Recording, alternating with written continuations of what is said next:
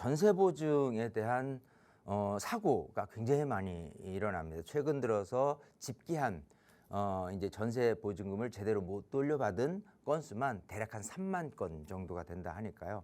심각하지 않을 수가 없어요. 그래서 정부에서 어쨌든 이런 그 보증금을 온전히 이렇게 돌려받을 수 있는, 보통 이제 전세 만기가 되면은 뭐 주인 입장에서 봤을 때는 돌려주고 싶지만 뭐 새로이 그 전세 들어오는 사람이 없거나 더 금액이 낮아졌거나 뭐 여러 가지 이유 등으로 해서 못 받는다 하는 경우들이 많이 생겨요. 이제 그거를 주택도시보증공사 허그에서 그 전세 보증금을 대납을 해줍니다. 그러고 나서 이제 임대인한테 구상권을 청구해서 받아내는 그런 형식인데, 어쨌든 안전장치로서 이제 그런 보증보험이라는 부분이 생겨 있기 때문에 꼭 뭐 전세로 들어가시는 분들은 이거를 필수적으로 가입을 하는 게 좋겠다라고 생각을 해요. 자, 일단 내용을 보면 이래요. 이 전세금에 대한 부분은 반환 보증이에요.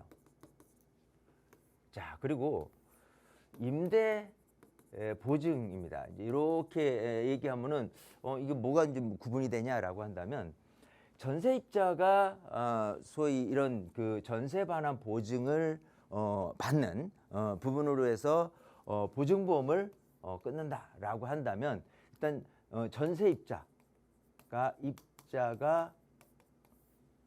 전세 반환 보증보험을 끊는 부분이 있을 수 있고요. 또 임대인이 임대 보증을 끊을 수 있는 부분이 있을 수 있겠죠.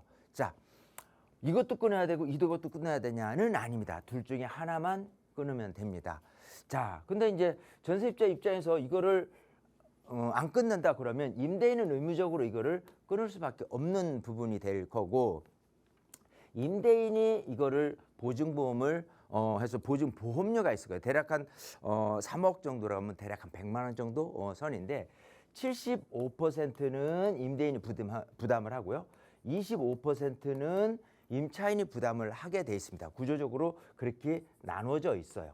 이건 필수라고 보면 되는데, 전세입자가 이제 전세자금 대출을 저리로 이렇게 허구를 통해서 이렇게 받을 때 보면은 이런 전세 반환 보증을 이제 들게 되는데, 전세입자가 드는 이런 그 전세 반환 보증 보험 같은 경우는 아까 얘기한 대로 뭐 예를 들어 여기가 한 3억에 한 100만 원 정도 선이다 그러면 여기는 한 4, 50만 원 정도 선이에요. 그렇기 때문에 오히려 좀 더 보증 보험료가 싸기 때문에 이게 좀 유리한 경우가 많이 있어요. 자, 이것 같은 경우는 전세입자가 이 보증보험을 가입을 하고요.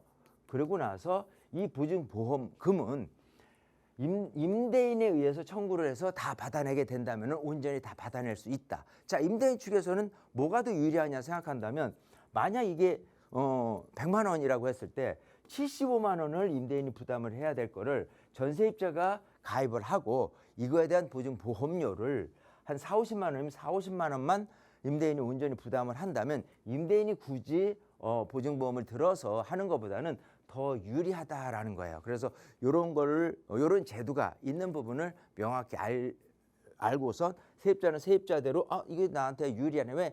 이거를 하게 되면 세입자에서는 최소한 25%를 보증보험료를 내야 되기 때문에 하나도 안 내는 방법이 있을 수 있다는 거예요. 그래서 직접적으로 전세입자가 보증보험을 가입을 해서 드는 게 더 유리할 수 있다는 거예요. 만약에 임대인이 이거를 책임져 주지 않는다라고 한다면 굳이 들을 이유가 없겠지만, 대체적으로는 다 임대인이 이거를 다 부담을 하는 게 서로 유리하기 때문에 이렇게 진행한다는 거를 알고 진행하셔야 돼요. 어쨌든 간에 세입자도 그렇고 또 임대인도 그렇고 요거는 의무적인 부분으로 안전장치를 마련하기 위해서 제도상 지금 돼 있는 부분이기 때문에 적극적으로 좀 활용하는 부분으로 좀 가야 되겠다 생각을 합니다.